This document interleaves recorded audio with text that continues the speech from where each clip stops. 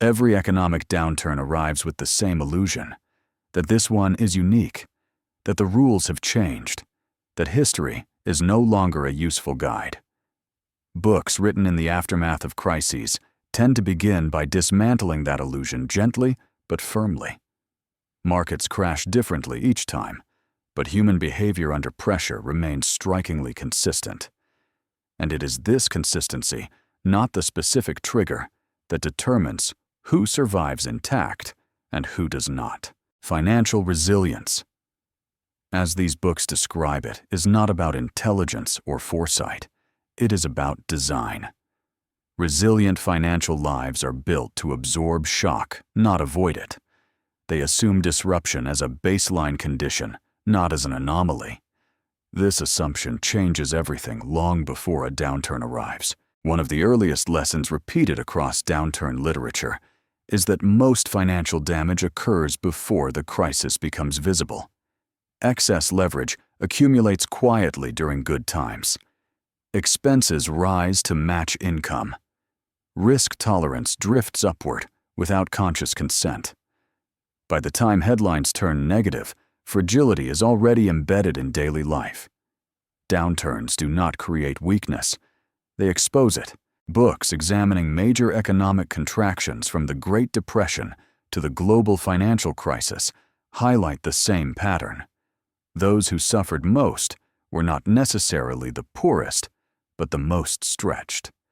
Fixed obligations became traps. Debt reduced flexibility. Optionality vanished. Financial resilience then is not about maximizing upside during expansions. It is about preserving choice when conditions reverse. Another recurring insight is that resilience is asymmetric. A small buffer can prevent catastrophic outcomes. A few months of liquidity can mean the difference between temporary discomfort and permanent loss. Books emphasize that emergency funds are not conservative relics. They are structural defenses. They turn forced decisions into voluntary ones. These books also stress that financial resilience begins psychologically. Panic destroys value faster than markets ever could. Individuals who had mentally rehearsed downturns reacted differently. They did not freeze. They did not liquidate blindly. They had already decided what they would not do under stress. This pre-commitment protected judgment when emotions surged. Another key lesson concerns income fragility.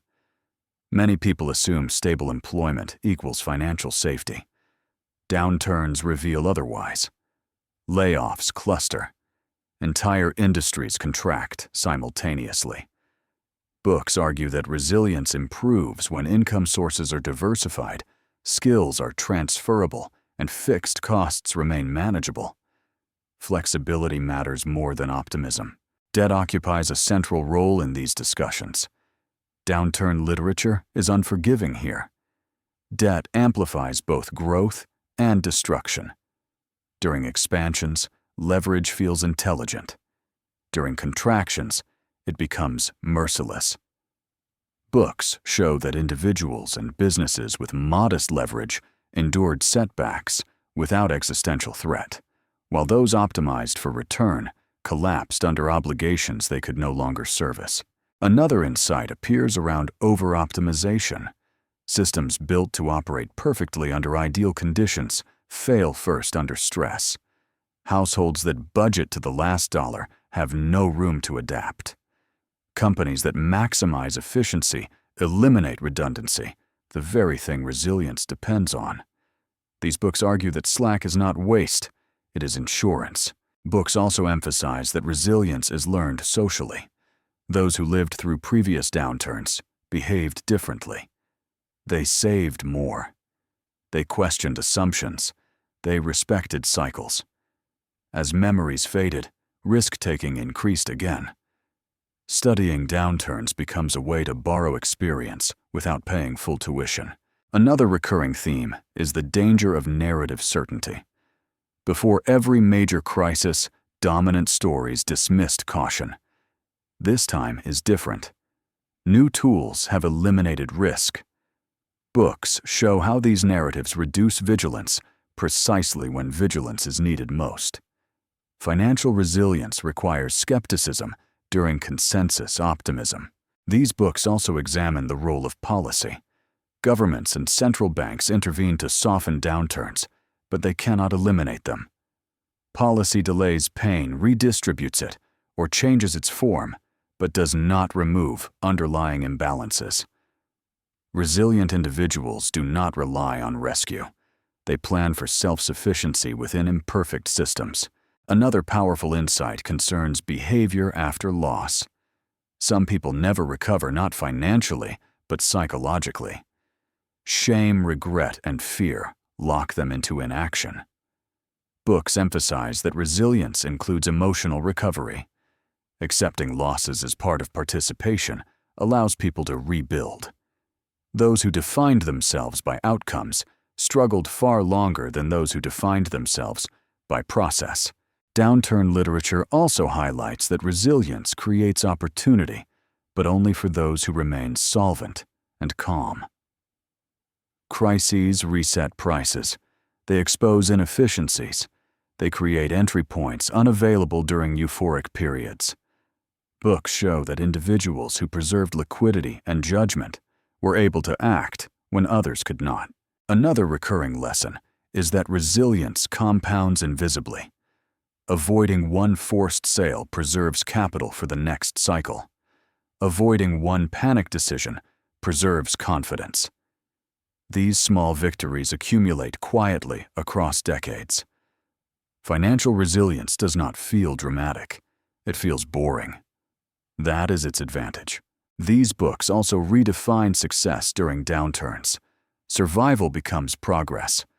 Preservation becomes achievement. Avoiding ruin becomes a form of victory. This reframing reduces destructive comparison and keeps focus on long-term continuity. Importantly, serious authors avoid moralizing downturns. They acknowledge randomness. Bad things happen to prudent people. But they also show that outcomes cluster around preparation. Those with buffers, flexibility, and discipline recover faster, even when hit unexpectedly. As readers move deeper into these works, fear loses some of its power. Downturns stop feeling like personal failure and start feeling like recurring phases. Planning becomes more sober. Expectations adjust. Financial life becomes less fragile because it is no longer built on permanence. And this is where the story begins to narrow.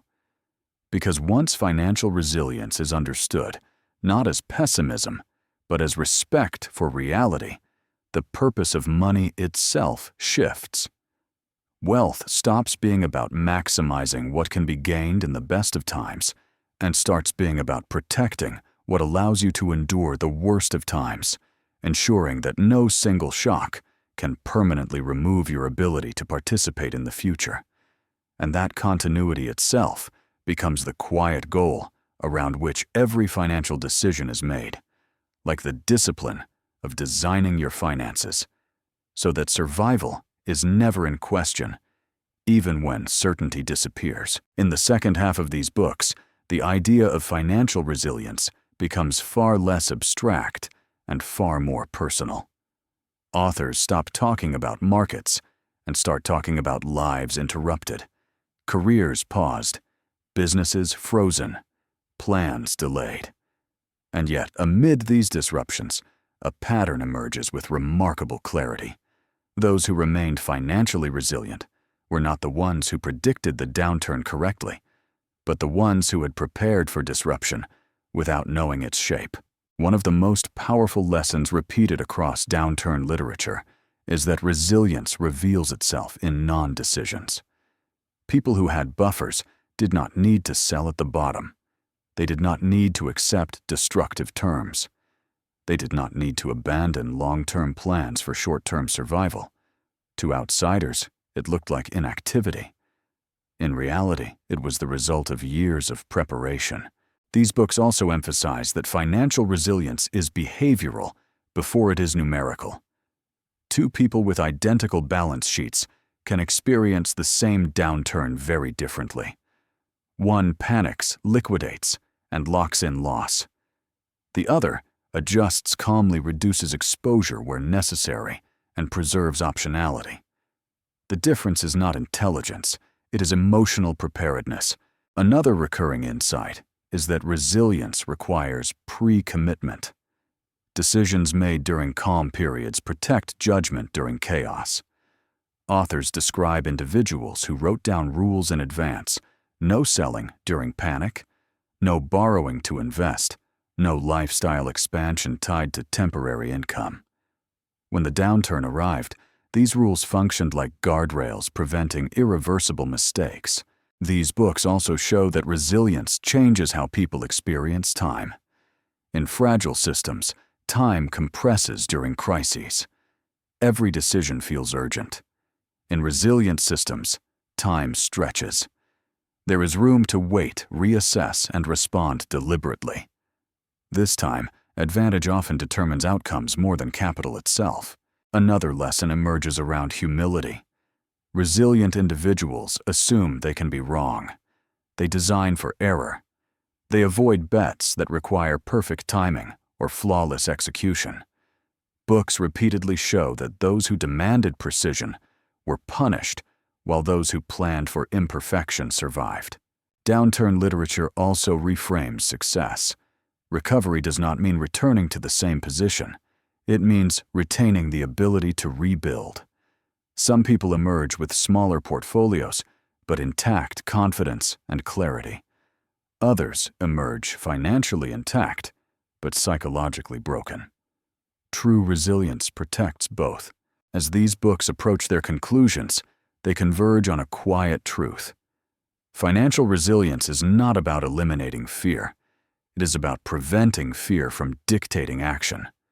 When fear loses control, judgment returns. And when judgment remains intact, recovery becomes possible. And so the lesson resolves without drama.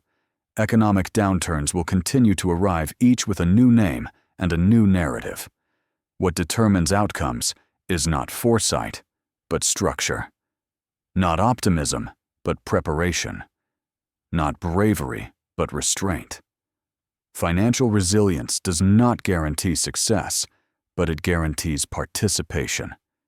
And in a world defined by cycles, the ability to stay in the game is the advantage that compounds the longest.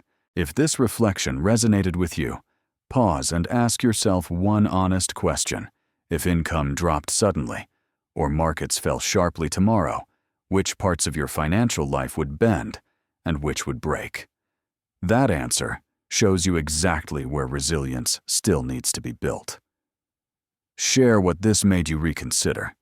And if you want to keep exploring book-driven insights that prepare you not for perfect conditions, but for real economic cycles, subscribe and stay connected.